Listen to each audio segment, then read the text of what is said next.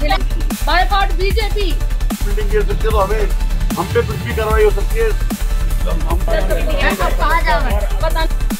उत्तर प्रदेश के मेरठ में शास्त्री नगर में एक मार्केट बनाई गई साल 1980 के दशक में, और 80 के दशक में जब ये मार्केट तैयार की गई तो ये आवासीय जगह पर तैयार की गई। इस मार्केट का नाम रखा गया सेंट्रल मार्केट। ये मामला कोर्ट में चलता रहा, कोई कार्रवाई नहीं हुई। सरकारें आई और गई, चली गई, कोई कार्रवाई नहीं हुई। इसके ध्वस्तीकरण के कई बार आदेश आए, कोई कार्रवाई नहीं हुई, क्योंकि व्यापारी हर बार विरोध करते थे। लेकिन इस बार जब सुप्रीम कोर्ट का फैसला आया दोस्तों, तो कोई नहीं रोक पाया बुलडोजर को, कोई नहीं रोक पाया शासन और प्रशासन को। क्योंकि आप देख रहे हैं उत्तर प्रदेश के योगी राज में बुलडोजर जहां जाएगा वहां तबाही लेकर पहुंचेगा। मेरठ के सेंट्रल मार्केट में भी ऐसा ही नज़ारा था, लेकिन बुलडोजर के बीच रोते बिलखते व्यापारी नजर आ रहे थे। वो व्यापारी नजर आ रहे थे जिन्होंने बीजेपी को वोट किया था, और अब वो कह रहे थे कि आज के बाद बीजेपी का बहिष्कार करना है। उल्टा हमें उन्होंने झिझोर के रख दिया, हमारे द्वारा जाने की हिम्मत ही नहीं पड़ी। जिनका गृह एरिया, जिनका घर हमारे क्षेत्र में, जिनके बच्चे यहाँ से खरीदारी करते हो, वो यहाँ तक ना सूद लेने आए, ना यहाँ की खबर ली। कौन है वो? मैं नाम नहीं लूंगा। देखिए, आप सत्ता का क्या क्षेत्रीय पता विधायक चले कि हम पे कोई कार्रवाई कर दे सरकार का। जब सरकार हमारी बिल्डिंग गिर सकती है तो हमें हम पे कुछ भी कार्रवाई हो सकती है। हम तो इस बात की संभावना रखते हैं। क्या विधायक और सांसद हैं वो लोग? अब आप देखिए, इशारों में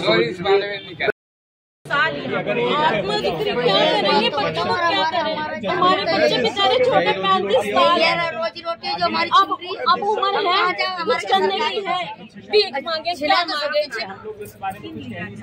जिन्होंने बसाया उन्हीं को चाहते थे। आम मुद्दों पर चर्चा करेंगे। मेरे साथ हैं मेरठ को करीब से जानने वाले वरिष्ठ पत्रकार शाकाल बाबा।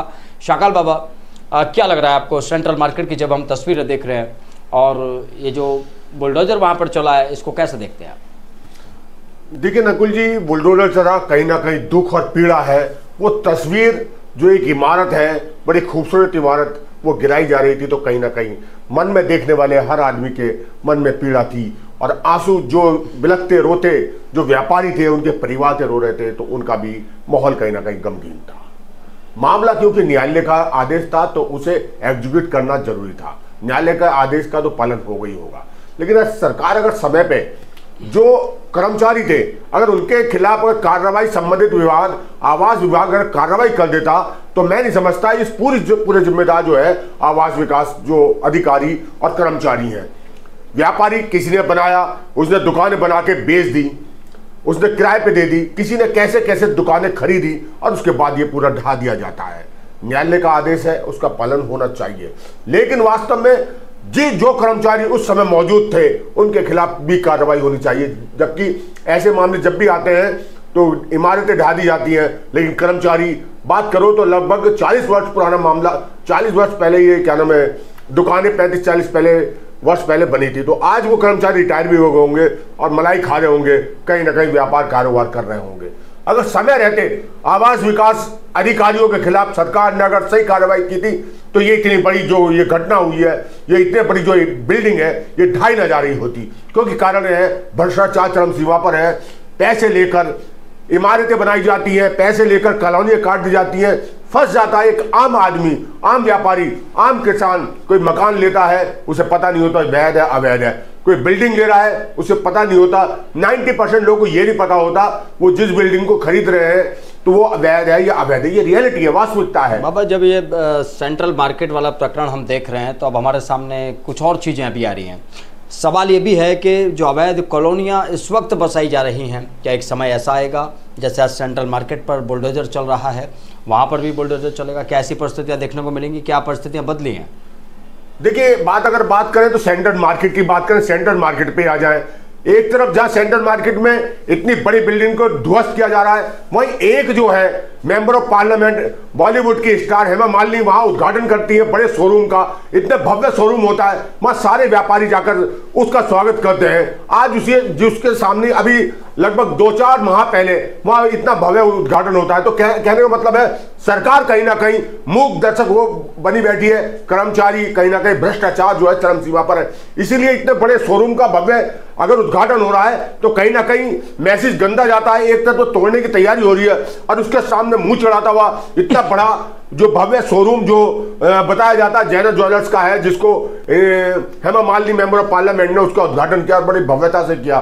तो कहने का मतलब ये है, ये तस्वीर देख के कहीं ना कहीं पीड़ा भी होती है। एक आम आदमी देखता है कि एक बड़ी इमारत तो भव्यता के साथ बड़ी बॉलीवुड स्टार उद्घाटन कर रही है और कुछ माह बाद उसके सामने बिल्डिंग को ढहा दिया जाता है।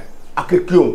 वो भी अगर देखा जाए वो भी जांच का विषय है। वो देखिए वो आवासीय है या कॉमर्शियल है। जैसा जानकारी सूत्रों द्वारा बताया जा रहा है कि जो ज्वेलर्स का जो भव्य शोरूम है ये भी आवासीय बताया जा रहा है। तो कारण है जब एक तरफ यानी कि अब इस पे भी कहीं ना कहीं लंबे समय तक सरकार को मुकदमेबाजी करनी पड़ेगी, समय खराब करना पड़ेगा, पैसा खराब करना पड़ेगा, उसके बाद कार्रवाई क्या होती है वो तो समय बताएगा।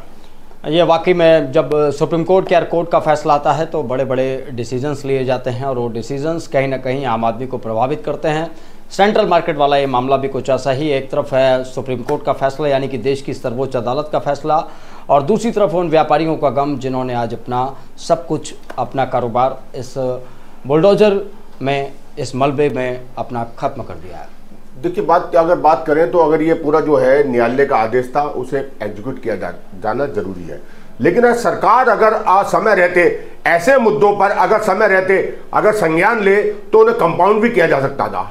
लेकिन समय रहते जब सुप्रीम कोर्ट का आदेश आ गया है, माननीय न्यायालय का आदेश आता है तो उसके बीच में तो कहीं उसका तो पालन करा जाएगा। लेकिन जिस प्रकार से 30-40 वर्ष से पब्लिक जो है, आम जनता जो है इसकी मांग कर रही थी, अगर सरकार अगर समय रहते इसे कंपाउंडिंग कर देती इस बिल्डिंग को, मतलब शुल्क लेके, तो मैं समझता हूं व्यापारी बच जाते, सरकार को मद में पैसा भी मिल जाता। कहीं ना कहीं अगर बात करो देश की आर्थिक स्थिति भी टूटती है। ऐसी इमारतें अगर टूटती हैं जहां व्यापार हो रहा, कारोबार हो रहा, उसकी जीडीपी भी बढ़ती है, व्यापार से सरकार को भी पैसा जाता है, व्यापारी संपन्न होते हैं तो वो संसाधन और भी खरीदते हैं और बेचते हैं। तो कहने का मतलब है सरकार को कहीं ना कहीं नुकसान होता है, देश को भी नुकसान होता है। ऐसे समय रहते या तो बनाई ना जाए, अगर ऐसी इमारतें बन गई हैं तो सरकार को ऐसी चीजों पे लेके उसे जहां कंपाउंडिंग हो सकती है वो कंपाउंड भी किया जा सकता है। अगर कोई नीति बनाई जाए तो मैं समझता हूं समय रहते पहले अगर बना दी जाती तो इतनी बड़ी जो है इमारतें जो ढाई जा रही है, मतलब बड़ी पीड़ा देने वाली तस्वीरें हैं, बहुत दुख देने वाली तस्वीरें हैं।